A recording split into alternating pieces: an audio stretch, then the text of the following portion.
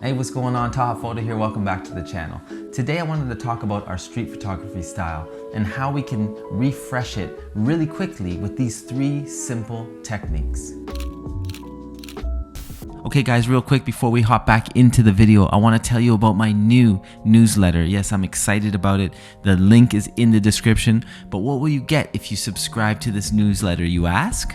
I will tell you. You will get tips and tricks on street photography, a little bit more about my process. I'll have blogs, photo walks, you'll get the updates and some exclusive content if you're a subscriber. So I definitely recommend you subscribing to my new newsletter. I would really appreciate it actually. And yeah, we're building from the ground up. I hope to see you there. Link is in the description. Now get back into that video. Let's go. Okay, so no matter how hype you are about your current work, your past work, or the future work that you're gonna do, there is a point when you say to yourself, all right, I've hit a wall, I'm itching for more, I want to improve. So here are 3 simple techniques that I'm using right now to refresh my street photography style. Number 1, subframing. Number 2, chasing light. And number 3, finding windows. Let's break it down. All right, tip number 1, subframing. Now, I've mentioned this on the channel before in a couple other videos, and that's because this actually works. So what is subframing? It's pretty straightforward. It's basically a picture within a picture. So one of the main benefits I found with subframing is that you can actually guide your viewer's eye to a specific part of the composition, and they can potentially empathize with your perspective or point of view. Another advantage that I found with subframing is that it actually provides context to your original frame and composition. And one last thing that I found is the viewer sticks around a little longer with your image because they're asking questions about this story within a story. So this is a fantastic technique to pull the story out while drawing the viewer in. Moving forward, tip number 2, chasing light. Again, nothing you haven't heard about, but remember, we're refreshing our street photography style, revisiting techniques that we may have dismissed or haven't used in quite some time. So one of the advantages of using harsh light or shooting in harsh light is silhouettes, shadows, and patterns. These can come because buildings are in the way or windows are reflecting and bouncing the harsh light. With that comes different shapes, different emotions, and those shadows become the gateway into mystery and mood. But here's the catch with harsh light and shooting it effectively, in my opinion. Once you find a location or a scene that is special, you gotta stick there, and then you allow your subjects to be special. You don't feel pressed to shoot every person that comes through your frame.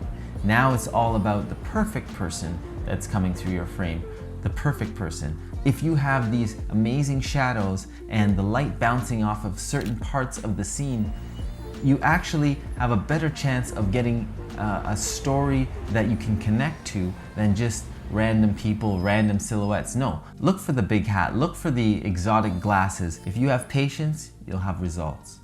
All right, so tip number 3, shooting through windows. So what does that mean? I think it's literal, literally shooting through a window. Now, in some instances, you think with street photography, you're shooting and the person looks up, they're having a coffee, and then you've taken this image of them.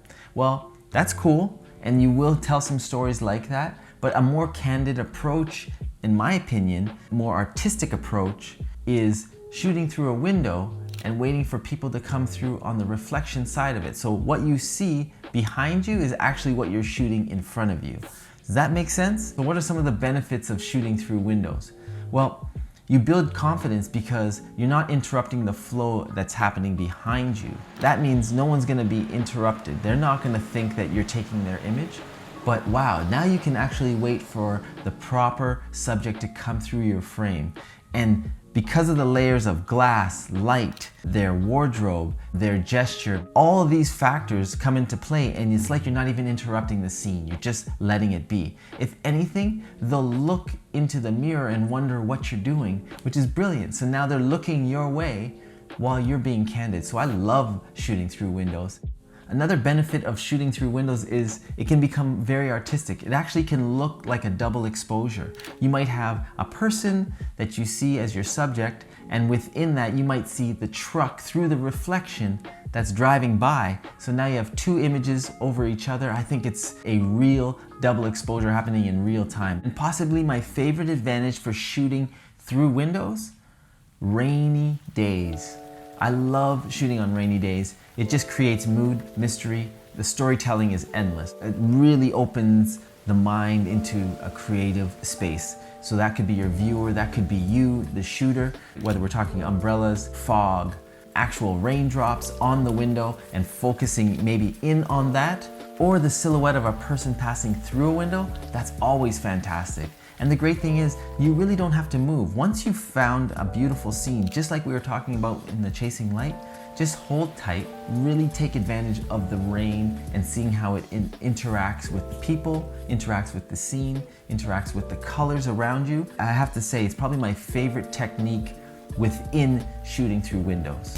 Okay, bonus tip. You know I love giving a bonus tip to y'all. You guys definitely deserve it. Intentional blur. Creating intentional blur. I love this. It's so simple. All you have to do is slow down your shutter. That's it.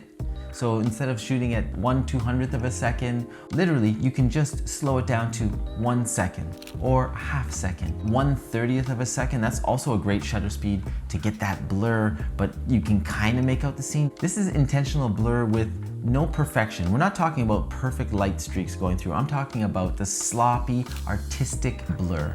The blur where the lights just look like they're going everywhere. You can't make out the subject's face. People kind of look sloppy, the cars look blurry and out of focus, but also kind of smudged. Matter of fact, you're like a painter. Picture yourself as a painter, and today we're accepting all types of work. It doesn't matter. What we're trying to do is be as creative as possible, and there's nothing like a slow shutter to get that creativity going, especially in street. Now, taking it a step further, do this at night. If you do this at night, now you got those traffic lights. There's so much more mystery behind a moody, nighttime, blurry shot, all done with intention. So please try that. Matter of fact, send that to me. I wanna see some of y'all work. I never really ask you, but I really do wanna see some of your work. All right, let's move on to question of the day. I love this part because this includes you, and I'm really curious about your answers. That's why I always have a question of the day. So today's question is, name one underrated technique or tip that you can share with us that has helped or elevated your street photography style. Share that in the comments below. All right, so there you have it. 3 simple techniques / tips that can elevate or refresh your street photography style. You don't need new equipment, you don't need anything. You just need a little tweak and a little bit of inspiration, and you can get out there and make those images that you want to make. So until the next video, stay creative and believe in yourself. Peace.